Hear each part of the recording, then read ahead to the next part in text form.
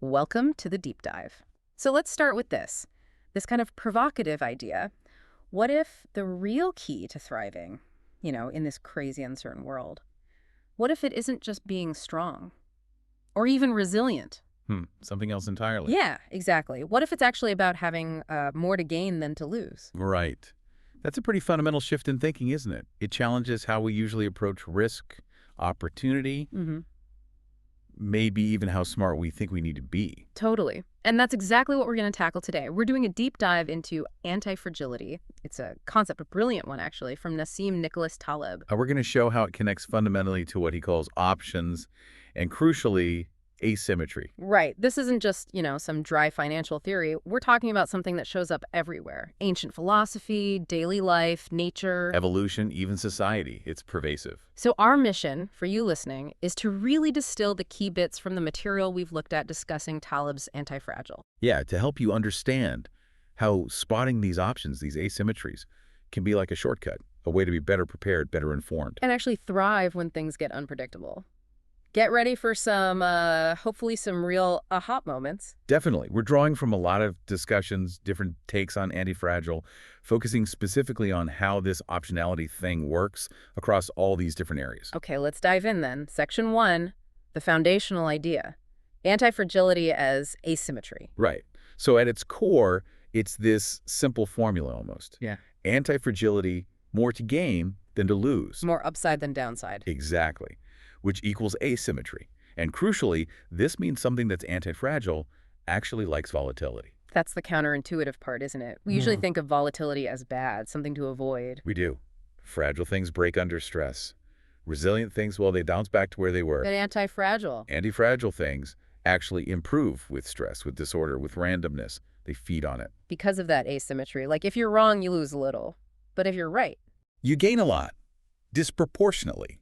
So over time, with lots of ups and downs, the gains from the ups massively outweigh the small losses from the downs. So you end up better off because of the volatility, not in spite of it. Precisely. The system learns, adapts, gets stronger, richer, whatever, fueled by the very chaos that would destroy something fragile. It sounds so modern, so complex systems theory, but you mentioned ancient roots. Oh yeah, Taleb brings up Thales of Miletus. We're talking, 600 years before Seneca, 300 before Aristotle. Ancient stuff. Okay, Thales the philosopher, what did he do? Well, the story goes, he wasn't just thinking abstract thoughts, he was observing patterns, maybe weather, maybe other signs. And he figured something out. He predicted a huge olive harvest was coming, which meant, obviously, huge demand for olive presses. Okay, so he cornered the market on olives. Not quite. That would be fragile, right? What if he was wrong? No, he did something much smarter, much more anti-fragile. A lot of options. Exactly. He paid small deposits for the right, but not the obligation, to use all the olive presses in the region when the harvest came. So his downside was just the deposit money. Tiny. Yeah. Known. Capped. But the upside, if he was right, and the harvest was massive. He controlled all the presses. He could charge whatever he wanted. Bingo. Unlimited upside, essentially. And the harvest was huge. He made a fortune. Wow. So that's optionality in action like thousands of years ago. It's a perfect demonstration. And the source points out something crucial. Thales got a good deal, partly because he didn't really have to pay market price for the option. What do you mean? He paid the deposits? Yes, but the opportunity itself, the potential based on natural cycles, it was sort of given by nature, by the situation. It wasn't a formally priced financial derivative. These natural options are often underpriced or free. Got it. So options are the key tool here, the weapon of anti-fragility. That's the term, yeah. It's the mechanism that creates that vital asymmetry. The easiest way to get this is probably the lottery ticket analogy, right? It's a simple one, yeah. You buy a ticket for, say, $1. What's your maximum loss? $1. Fixed. Known. What's your maximum gain? Millions. Billions. Theoretically infinite, I guess, compared to the dollar. Exactly. Tiny downside, potentially enormous upside. That asymmetry is psychologically powerful. It explains why people play, even knowing the odds are terrible. That sliver of massive gain. Right. It taps into that same allure. Casinos, fantasy sports leagues, they all leverage that hope of disproportionate reward. We're drawn to that shape of payoff. But we need to be careful here. You mentioned Thales' option was maybe free or cheap. Financial options, like in the stock market, they aren't free, are they? Not usually, no. That's a critical distinction. Explicit traded financial options are identified, priced, sold. People know their options. So the seller charges for that potential upside you're buying. Precisely. They charge a premium. And the source warns you can get harmed if you repeatedly pay too much for these known options. The market isn't stupid. It prices them in. Okay, so where's the real advantage then? It lies in the other kind of options. The ones that are, as the source puts it, free, at the worst cheap. The natural ones, the hidden ones. Yes. The ones given by nature, like Thales saw. Or created by new technology. Or just embedded in situations in ways we don't immediately recognize as options. Because they aren't labeled option contract. Exactly. They're unpriced, underpriced. We often don't even see them. And that's where the massive anti-fragile edge comes from. You don't need perfect prediction if you stumble into these. You just need to structure things so good surprises help you way more than bad surprises hurt you. That's the essence of it. Let the asymmetry work for you. Okay, let's move beyond finance then. How does this optionality play out in, just regular life? Section 2. It's everywhere. Take the vacation resort analogy from the source material. Right. The one with lots of choices versus few choices. Exactly. If a resort offers tons of options, different restaurants, activities, pools, whatever, it's much more likely to have something you'll enjoy, even if you arrive knowing very little about the place or even your own preferences at that moment. Because you can discover what you like there. You have the option to choose from many things. Right. Contrast that with the resort with, say, one restaurant and one activity. Mm. To be happy there, you need to know beforehand with much higher certainty that that specific thing is what you want. You need more information, more prior knowledge, less room for error. Precisely. More options reduce the need for perfect information and planning. It makes your choice more robust, more anti-fragile to your own uncertainty about your tastes. That makes a lot of sense. It reduces the pressure to be right up front. And extending that. Mm-hmm. And think about freedom itself. The source has this line that really struck me too. Money doesn't give you happiness. Money gives you the free will to choose your sorrows. Oof. Yeah, that's powerful. It's not about escaping suffering. Because you can't, not entirely. It's about having agency within suffering, having options for how you navigate it. Can you give an example? Well, think about someone facing a serious health issue. Someone with resources has options. Seeking second opinions, choosing specialists, accessing different treatments, maybe taking time off work without financial ruin. They can choose their path through the difficulty. Exactly. Right. Someone without resources might have very few choices, perhaps only one prescribed path, maybe facing impossible trade-offs between health and livelihood. Their suffering is compounded by that lack of options. So money buys options, even in terrible situations. It's not about crying in a Ferrari being better. No, it's about the very real, tangible expansion of choice and agency that resources provide, especially when things go wrong. That's a form of anti-fragility. And this idea of choice connects to self-discovery, too. Yeah, the source argues we only truly understand our preferences when we face real choices and make them. It's not just introspection. It's the act of choosing from available options that reveals what we genuinely value.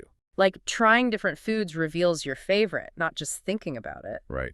Life's variety, when we engage with it, gives us information not just about the world, but about ourselves. This reminds me of the sour grapes fable. Aesop's fable, yeah. The fox can't reach the grapes, so he convinces himself they're sour anyway. He rationalizes his lack of options, his failure. So how does this relate to Thales again? The source poses the question. Was Thales genuinely choosing philosophy because he preferred it, after proving he could make money via the olive presses? Or was his philosophy a kind of sour grapes if he hadn't had that option for wealth? So having the option, even if you don't ultimately rely on it, proves your later choice is genuine. It suggests it, yeah. Hmm. It separates real preference from rationalization. Having options makes your choices more meaningful. And the source notes any option, by giving more upside than downside, makes you anti-fragile.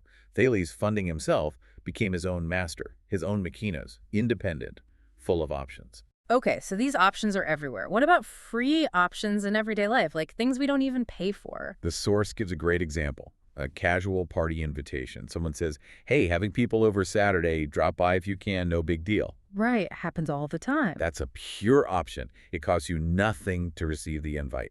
Zero obligation to go. Tiny, maybe non-existent downside if you skip it. But the upside? Could be huge. You might meet someone amazing, make a key connection, learn something interesting, just have a fantastic time. Small cost, potentially large, unbounded gain. I have an option, not an obligation. That's the key phrase. I love that. Okay, what's another one? A really powerful financial one, though maybe less common now, is the rent control department, say in New York City. Ah, the classic NYC dream deal. Exactly. You, the tenant, have the option to stay potentially forever at a predictable, usually low rent. But no obligation to stay. You can leave anytime. Okay, so where's the anti-fragility?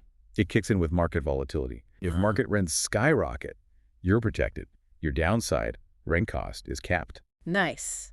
And if market rents crash, You benefit too. Yeah. You can choose to leave your rent-controlled place and move to an even cheaper market rate apartment, or maybe even buy property at a discount. wow, so you benefit from stability and you benefit from volatility in either direction. Pretty much. You're protected from rent increases, and you can capitalize on rent decreases. It's almost pure upside from uncertainty. And the more uncertain the housing market, the more valuable that option becomes. Exactly. Certainty actually reduces the value of that privilege. It's a beautiful example of asymmetry benefiting from randomness. Insurance is sort of like this too, right? Though you pay for it. Yes, it's an explicit option. You pay a premium, your downside. You get the right to make a claim if something bad happens, but no obligation. That's why they give no claim bonuses, Right. rewarding you for not using your option. Right. The insurance company, on the other hand, has the obligation to pay if you make a valid claim. They are short the option. You are long the option. It reminds me of something my mom used to say, actually, about choices. She'd say, if you have a choice between two things, like, I don't know, iPhone and Android, don't choose. If you can, get both. Because whatever you choose, you'll regret not having the other. That's brilliant. That's pure optionality wisdom. Maximize your options to minimize future regret. Avoid forcing yourself into unnecessary binary choices. Keep doors open. Exactly. The go for both philosophy. I like it. It avoids the what if. Okay, let's dig into the payoff structure a bit more. Section 3.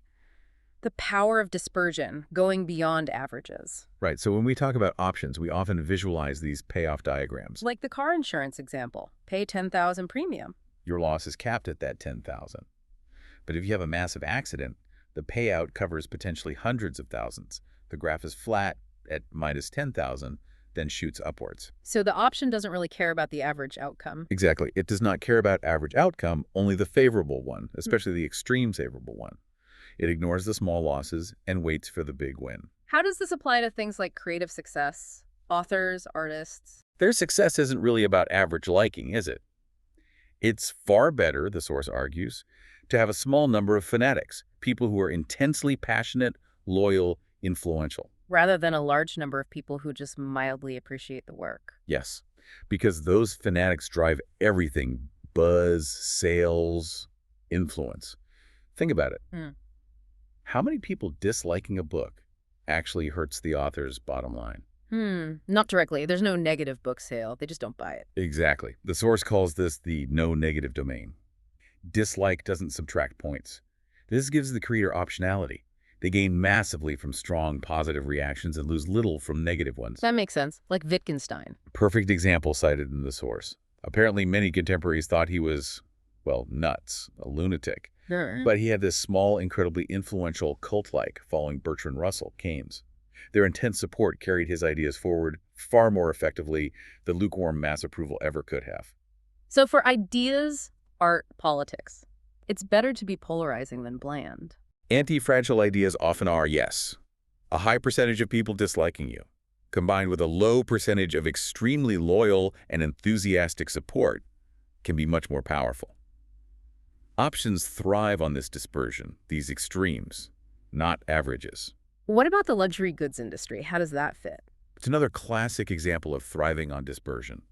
Luxury brands don't really care about the average income in a country. Why not? Because if everyone earned the exact same average income, even if it was reasonably high, who would buy the super yachts, the haute couture, the multi-million-dollar watches? Right, you need significant wealth concentration. Exactly. The industry thrives on inequality. It needs that tail of the distribution, the small percentage of extremely wealthy individuals. Their spending supports the whole ecosystem, even if the average income is stagnant or lower. So changes in average income don't matter as much as changes in the wealth of the very richest. Precisely. The luxury market gains from dispersion in wealth. It's anti-fragile to averages, but highly sensitive to the upper tail. The source mentioned London real estate. Yeah, the example of hyper-expensive apartments in central London being snapped up by oligarchs or Gulf royalty at prices completely disconnected from the average UK property market, driven entirely by that extreme wealth tail. 20 times the average square foot price. Wow. Okay, this brings us to a tricky subject mentioned in the source, Larry Summers and intelligence distribution. Right. And just to be clear, we're relaying the point as presented in the source material, not endorsing it. Summers' controversial point, discussed there, wasn't about average intelligence between genders being different. But about the variation or dispersion. Yes. He suggested, according to the source, that the male population might have greater variance, more individuals at the very high end and the very low end of the intelligence spectrum, compared to females being more clustered around the average. And his conclusion from this, as presented, Was that this dispersion, specifically the higher number in the upper tail, might explain the overrepresentation of men in certain highly demanding scientific or intellectual fields.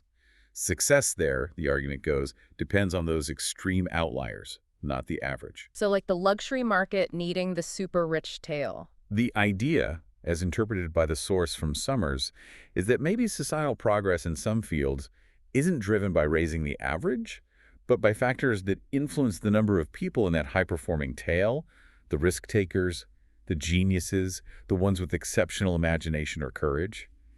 Again, it's about the impact of dispersion, not the average. It's a controversial application of the dispersion idea for sure. Definitely. But it illustrates the core concept. Outcomes in many complex systems are driven by the extremes, not the middle. This leads to a really fascinating, almost unsettling idea. Optionality as a substitute for intelligence.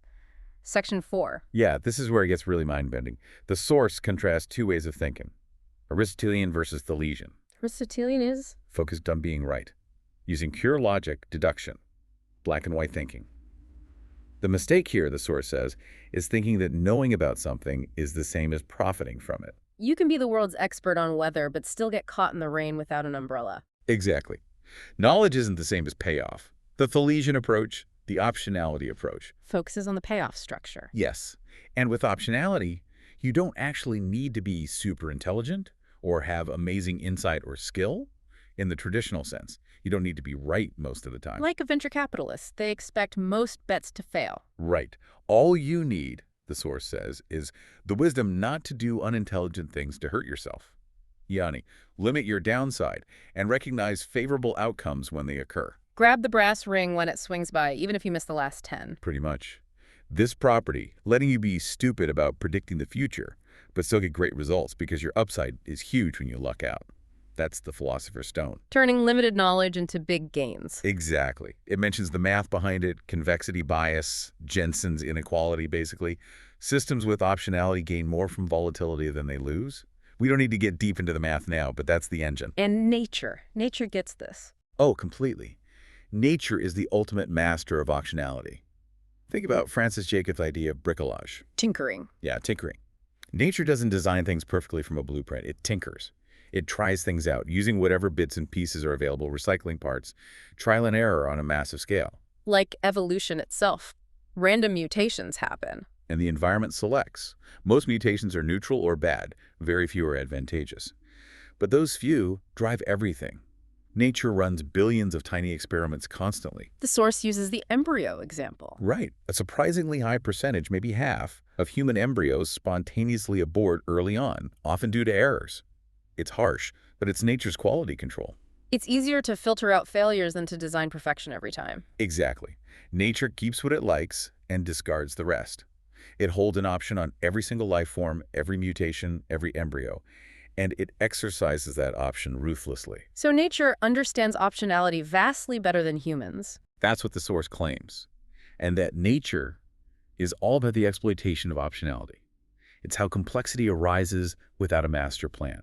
It's optionality substituted for foresight. This tinkering. It's convex tinkering. Yeah, meaning trial and error, where the errors are small or contained, low cost, known downside. But the potential successes are large and unbounded. Small mistakes, potentially huge wins. And nature's selection process is incredibly rational, in a way. Markedly better than ours often is. Yeah. Evolution is constantly testing, filtering, ratcheting things up toward better adaptation. It Like, doesn't get emotionally attached to failed experiments. It just moves on. It exploits asymmetry if relentlessly. options are so great, why don't we use them more effectively? Why are they often hidden? Great question. Part of it is that explicit options, the ones we label in trade, like financial contracts or insurance, they get notice. They get priced. Often they get overpriced or overhyped because their value is recognized. Okay. But the implicit options, the ones embedded in life, in nature, in technology, they often remain hidden, underpriced, Ah. unrecognized. Why? Is it just that they're harder to see? Partly. But it's also what Taleb calls domain dependence. Our thinking gets stuck in silos. We understand options in finance class, but we fail to see the exact same structure operating in R&D, or career choices, or dating, or scientific discovery. An option hides where we don't want to hide. What does that mean? It means they often exist in the messy, uncertain, real world, not in the neat, clean models or domains where we expect to find valuable things. We look for them under the lamppost of established knowledge. You mentioned your own aha moment about this. Yeah, I was in an options class at Wharton, funnily enough, learning all of the complex pricing models. Very domain specific. Exactly. And I suddenly realized the professor, brilliant as he was about financial options, didn't seem to connect it to the broader world, to trial and error, to model error itself having optionality. He couldn't see the philosopher's stone right in front of him because it wasn't in the textbook chapter. It showed me how easily we can suffer from this option blindness. Okay, let's get into some deeper implications now. Section 5, there's this phrase, life is long gamma. Ah, yeah, from Anthony Glickman, a friend mentioned in the source. It's a great, concise way to put it. Break down the jargon for us. Long, short, gamma. Sure. In options talk, being long something means you benefit if its value goes up, or, in this case, if volatility increases. Being short means you're hurt by it. Okay. And gamma. Gamma measures how much an option sensitivity changes when the underlying thing changes. Basically, it captures the nonlinearity of the acceleration. High gamma means you benefit more from big moves. So long gamma means? You benefit from nonlinearity. You benefit from volatility, from big swings, from chaos.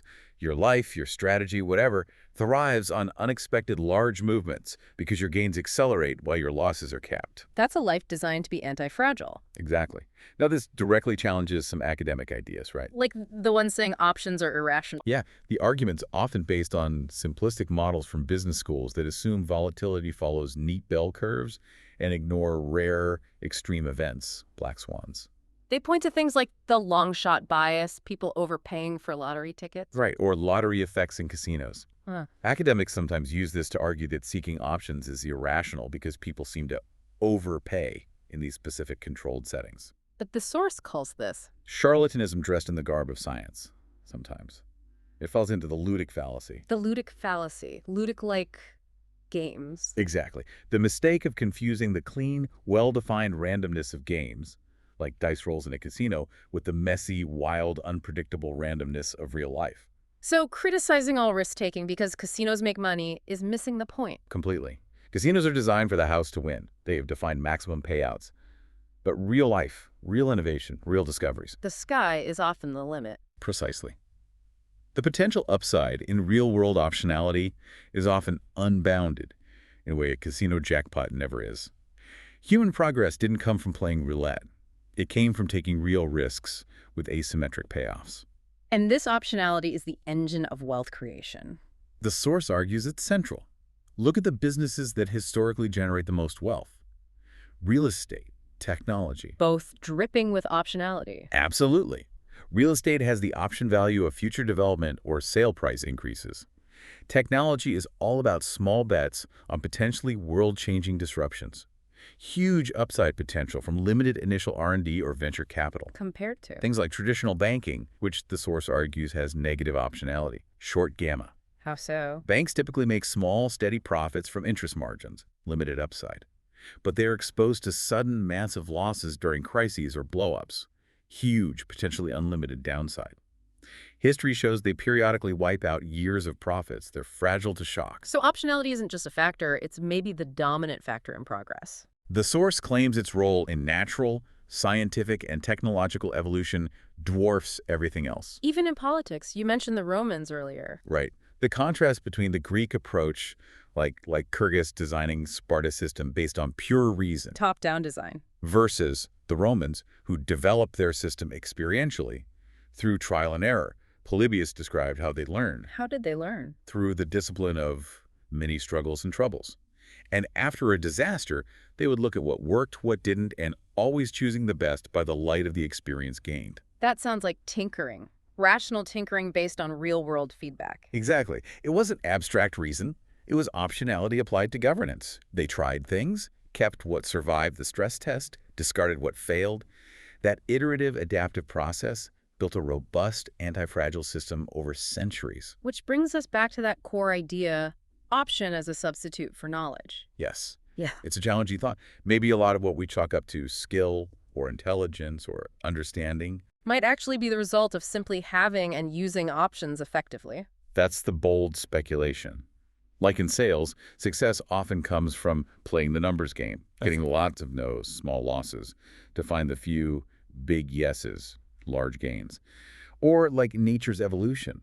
It's less about brilliant foresight and more about having a system that benefits from randomness. The implications are pretty huge, aren't they? Non-trivial, as the source puts it. If you assume education automatically causes wealth, for instance. Instead of maybe wealth providing the option for more education or education being a signal rather than the cause. Right. Or if you think big discoveries only come from planned research based on existing knowledge. You might miss the role of serendipity, happy accidents, tinkering, all forms of optionality. It suggests that creating environments that allow for this kind of low-cost failure and high-reward success fostering optionality might be more important than just trying to be smarter or plan better. Designed for anti-fragility. Designed for long gamma. So wrapping up, what's the main takeaway for someone listening? I think it's that the most powerful options, the ones with the most potential to make you anti-fragile, are often hidden in plain sight. They're not the expensive labeled ones. No, they're the unpriced, often free ones embedded in everyday situations, in uncertainty itself.